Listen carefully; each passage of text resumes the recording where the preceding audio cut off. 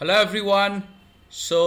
Welcome to today's session, which is on do's and don'ts for CAT 2019 exam day. So, CAT 2019, as you all know, is on Sunday, 24th of November, and it is a big day for most of you. So, it's very important that you do the things right on that particular day, because remember this, whatever you've done in your mock so far is important and is a kind of an indicator, but ultimately it's all about what you do in those 3 hours on Sunday.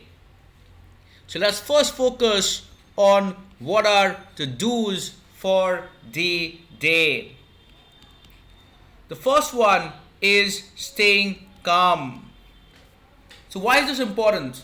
So what most of us tend to do is they understand that it's a very important, some of you look at it as a life-changing day, and most of you are preparing for CAT, are very active on various CAT preparation groups and forums and so on.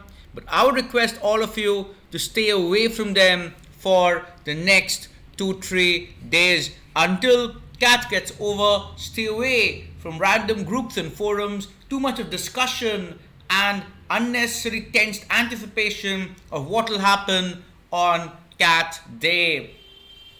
Especially for those of you who are part of slot 2, it is going to be even more difficult, because suddenly after slot 1 gets over, people tend to start posting things on how their slot 1 went, reactions and so on, and everybody seems to be talking about it, including all your friends.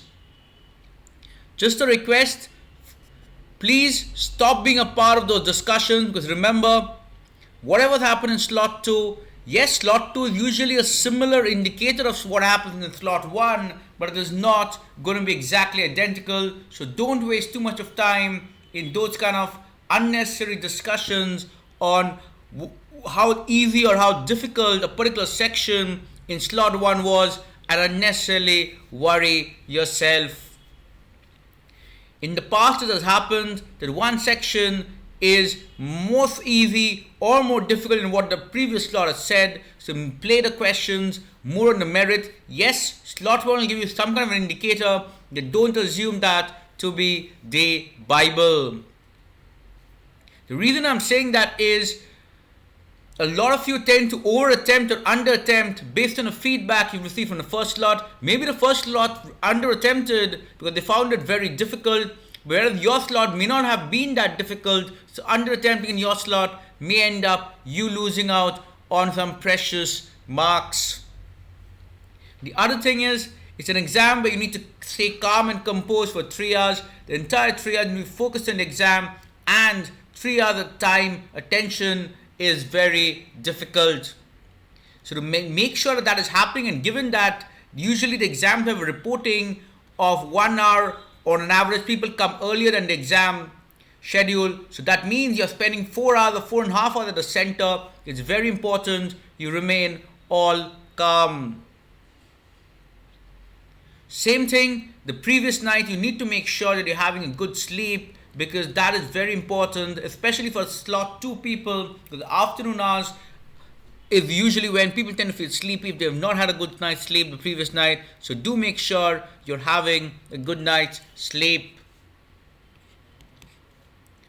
Make sure that you are reaching on time. In the past, every year we get to hear of instances where people tried reaching the center after a permissible time period. So for example, if the cutoff time was 45 minutes before, they ended up reaching 30 minutes before, 15 minutes before, and they were debarred from attempting the paper. Don't let that extra 10-15 minutes uncertainty spoil your entire 1 year effort. The third thing is attempting. So make sure you're attempting adequate questions. Talking of a recommended number of attempts, as I've always said, it should be 30 plus in VA and QA. In DILR, it should be at least 6 or 7 sets, if not more, in DILR. So that means overall you're attempting more than 85 to 90 questions at a minimum. Remember, you need to attempt. Unless you attempt, you're not even giving yourselves a chance at cracking CAT. The other thing, one of the strict don'ts in this regard is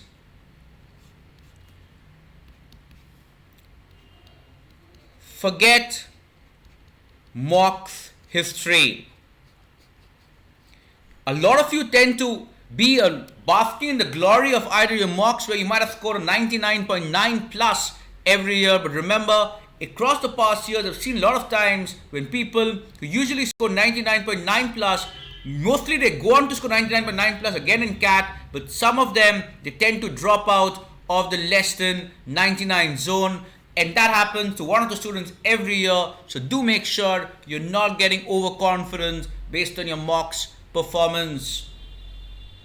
Similarly, it's very important on the other hand as well, for a lot of you who tend to, on an average, get in the 85 to 90 percentile range on the actual day, scaling up to 99 plus. There's also a thing that happens every year to a couple of people. So again, do not be disheartened by your mocks. Remember, ultimately, it is how you perform on that particular exam day. Yes, those who are getting top percentiles in the mocks are always the favorites, but then ultimately, if you're not performing on that day, that doesn't work out well.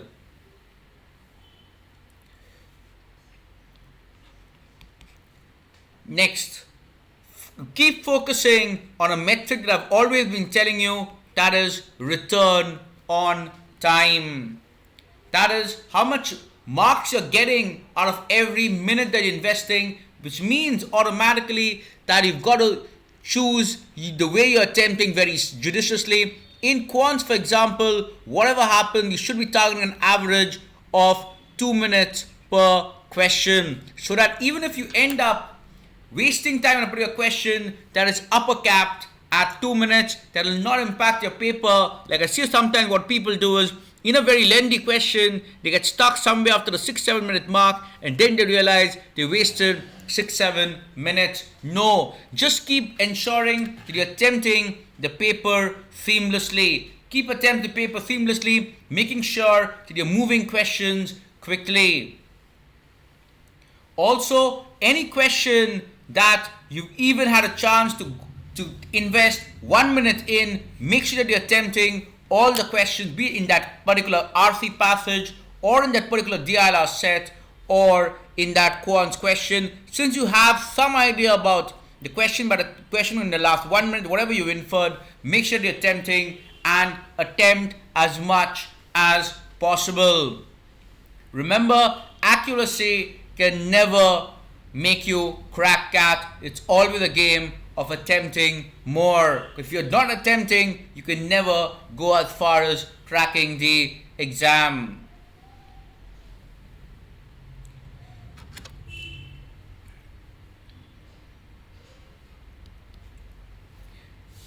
In the don'ts, I would say don't prepare too much. Don't over prepare in the next few days. So there's just Friday left, Saturday, and then you have CAT on Sunday. The next 2 days, stay away, as I said, from CAT preparing friends, because they'll just unnecessarily tense you and worry you with this topic, that topic, the most challenging topics. Stop doing all of that. Just give maybe 2-3 hours of preparations only in the entire day, even if it's on holiday, and rather make sure that you're taking time out, you're resting, and you're ensuring that your day-to-day normal activities of calming down are in place. Don't over prepare. Please, no more mocks. From Friday onwards, make sure that you're taking no mocks. That is something which is very important, a strict don't for everybody. I know a lot of people have this tendency of taking 2 or maybe 3 mocks the day before the exam. Please don't do that. Whatever mocks you've taken thus far are more than enough to give you an exam ready minus for CAT 2019. All that this will do is it'll affect your calmness and your peace of mind.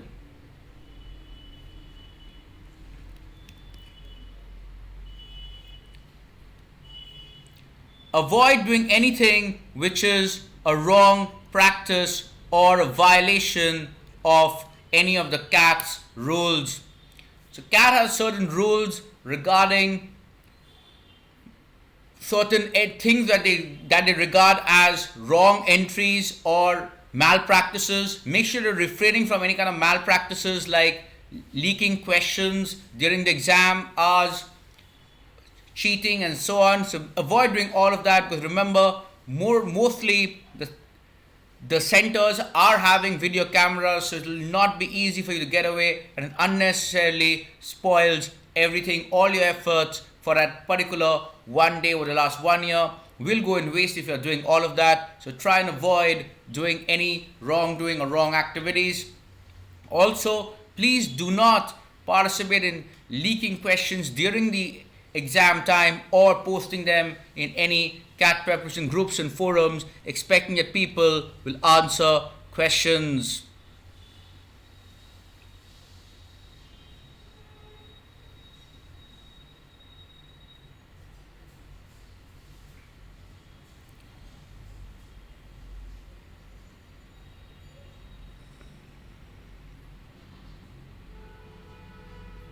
So anybody, any questions thus far on things to do and not do on CAT 2019 exam day?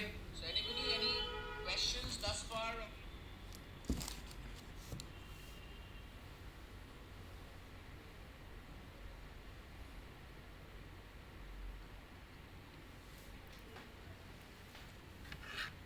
The next thing in the don't section is avoid articles. Avoid reading articles on clickbait articles on CAT pattern. Suddenly you'll find in the next 2 days a lot of articles are coming up on CAT pattern and so on. CAT pattern might change, this might change. Toppers are saying this is not required, that is required. Stop adjusting your strategy on 2 days before the exam. Whatever strategy you have in mind, just make sure you're going with that fixed strategy in place. Because remember, it is very important that you're going with this fixed strategy and not trying to change anything in the last minute. What some topper in the interview might be saying that this has worked for him may not be working for you, given that you've not had a practice of doing that in your mock. If it's similar to what you've done in your mocks, then definitely go ahead and do it. But suddenly don't make wholesale changes in the way you are preparing.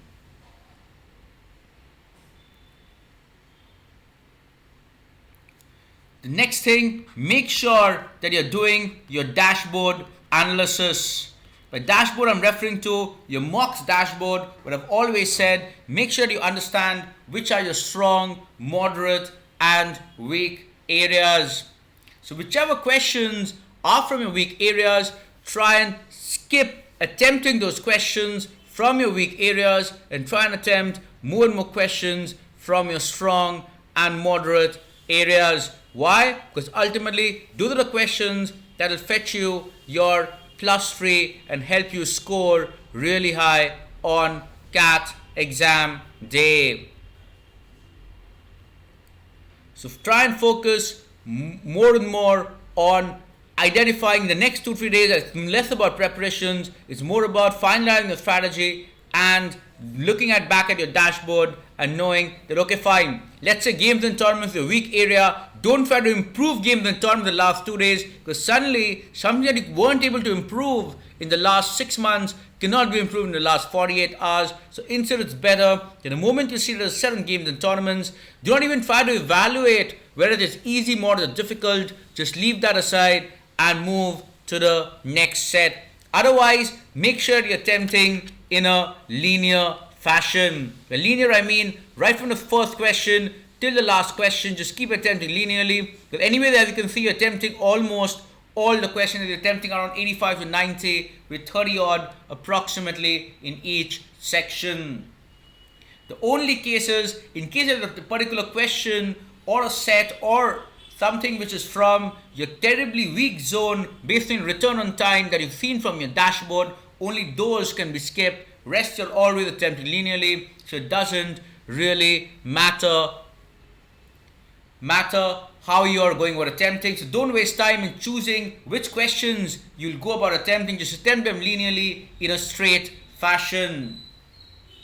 Also, no time wasting is very important. A lot of people waste 5-10 minutes at the start of the diala section trying to choose which sets to do and which sets to not do. And remember, you can never identify which sets to attempt and which sets to not attempt in 1 or 2 minutes of glancing through the set. It's better to just attempt every set minus that one set which maybe is from your weakest area. It doesn't matter whether the set is easy, more or difficult. But analyzing that in 1-2 minutes is an almost impossible and Herculean effort, both for DLR as well as for quants and verbal. For example, in verbal, it might seem that a passage is easy, but when you go to the questions, you might find the questions are very twisted, along with the options being very twisted, making your life difficult, compared to some other passage where maybe the passage was difficult, but the questions were relatively easy and straightforward and direct. So just choosing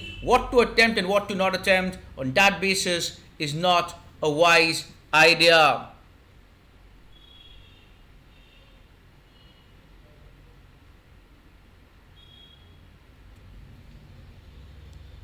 So any questions thus far, anybody?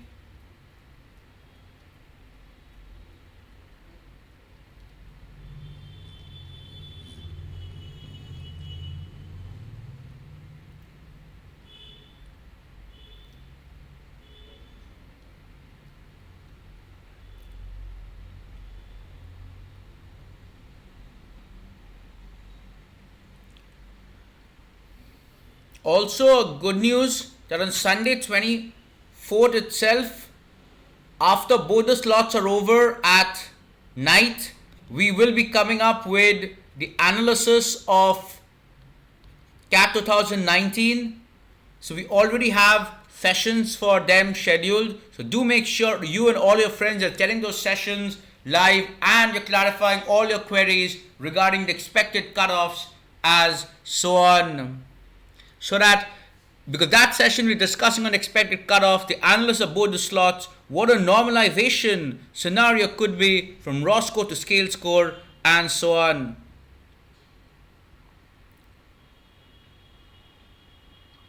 Akash, the easiest way is just keep attempting linearly questions. And make sure that you're not wasting too much of time on a question. For example, on quants, whatever happens, you're skipping questions every 2 minutes. You're not getting the luxury of panicking and wasting questions for 5 minutes and so on. So every 10 minutes, make sure you're keeping a timer on which question number you're at that juncture. Because whichever question number you're at, if you're attempting linearly, it means you've attempted that many questions. For example, if you're at question number 16, it means you've attempted 15 questions. So you have an idea on how you're doing as far as the time front. The problem happens if you're wasting 5-6 minutes on a question or 10 minutes on a set and then you're not able to solve the set. That is when panic happens. So that question only doesn't arise because you are being judicious on the time front.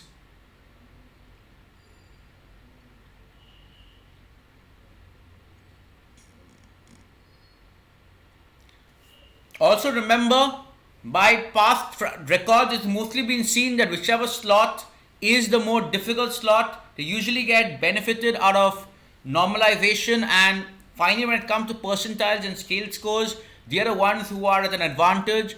So do not worry too much in case you belong to a difficult slot, because remember, based on the performance of everybody in the slot, your scores will get adjusted up. And especially if you do well in a difficult slot, it's always much more advantage you, because in that case the benefits go entirely in your favor. You've already done well, plus you get extra grace because others in your slot have not performed well because the paper was relatively difficult.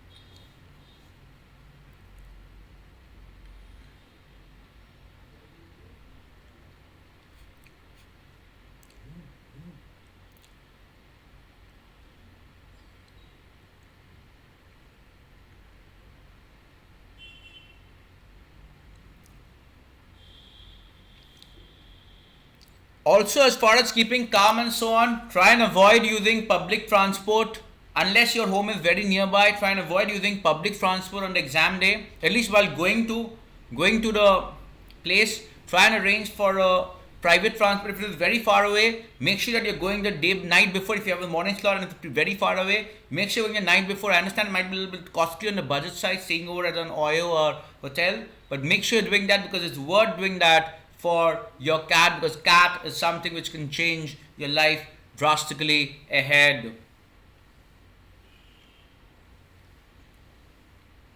Also remember this, that CAT is just one of the exams. You have, though it's the most important exam, you also have exams like CAT, SNAP and so on. And there have been a lot of instances in the past where somebody has not done too well in CAT but has done well in the other exam and got a good college.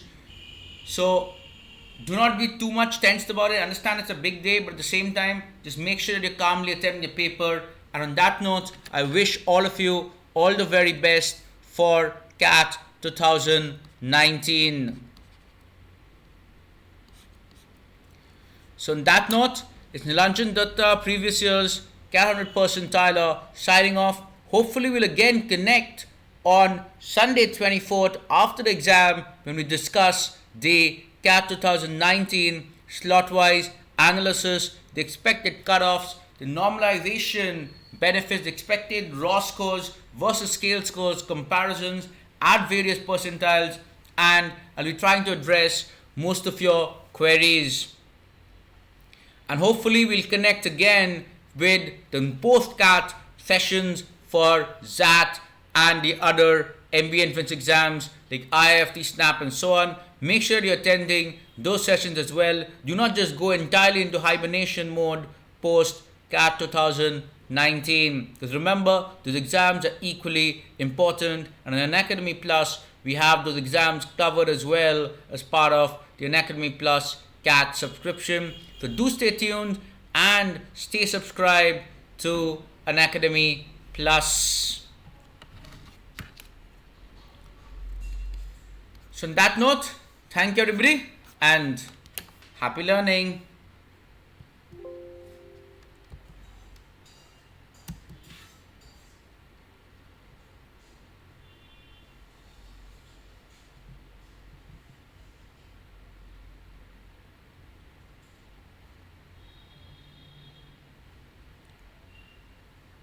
Thanks Priya and Akash for joining in the session.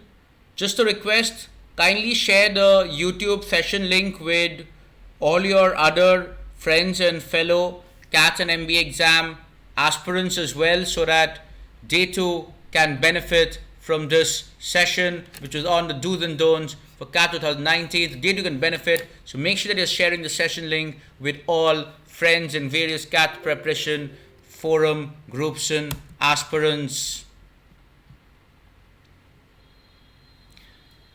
So thanks once again and happy learning.